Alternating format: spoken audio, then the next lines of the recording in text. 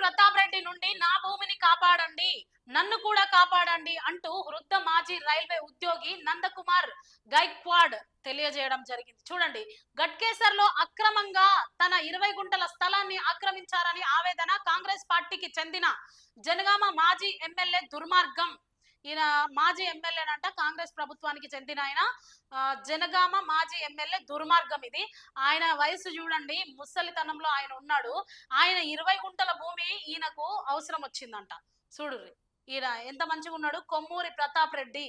ఈ రెడ్లకు ఇది సరిపోతలేదేమో, వాళ్ళకున్న ఆస్తి భూములు అవన్నీ కూడా సరిపోతలేనట్టున్నాయి. అందుకే పాపం ఈ ముసలాయన దగ్గర ఉన్న 20 గుంట్ల భూమి తీసుకోవడం కాకుండా ఇంకా ఆయన ఏం చెప్తున్నాడు అంటే నన్ను కూడా కాపాడండి అంటున్నాడు. అంటే ఆయనకు ఆల్రెడీ ప్రాణాపాయం ఏదో కల్పించిండ్రు, అందుకనే ఆయన అంటున్నాడు నన్ను కూడా కాపాడండి అని. చూడండి, 2010లో సర్వే నెంబర్ 68/1లోని 20 గుంటల భూమిని కొనుగోలు చేసిన బాధితుడు తన భూమిని దురక్రమణ చేసి పార్క్ స్థలంగా చూపించిన కొమ్మూరి ప్రతాప్ రెడ్డికి మరి హైడ్రా చేసిన కాంగ్రెస్ ప్రభుత్వము, కాంగ్రెస్ నాయకుల ఈ అక్రమం కనపడడం లేదా?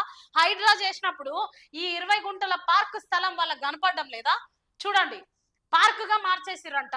సంబంధించిన సాయి ప్రగతి అసోసియేషన్ రియల్ ఎస్టేట్ సంస్థ హైడ్రాను తప్పుడు దోవ పట్టించిందంట.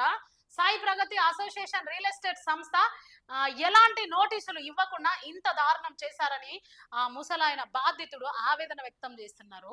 కాంగ్రెస్ ప్రభుత్వం ఇంత కర్కశంగా బిహేవ్ చేస్తుంటే మరి చట్టాలు ఏం చేస్తున్నాయి? ఆ 20 గుంటల భూమి ఆ పెద్ద ఆయనకి ఇప్పించడమే కాకుండా ఆయన ప్రాణానికి ఎలాంటి హామీ జరగకుండా చూసుకోవాల్సిన బాధ్యత ప్రభుత్వానిది, చట్టానిది.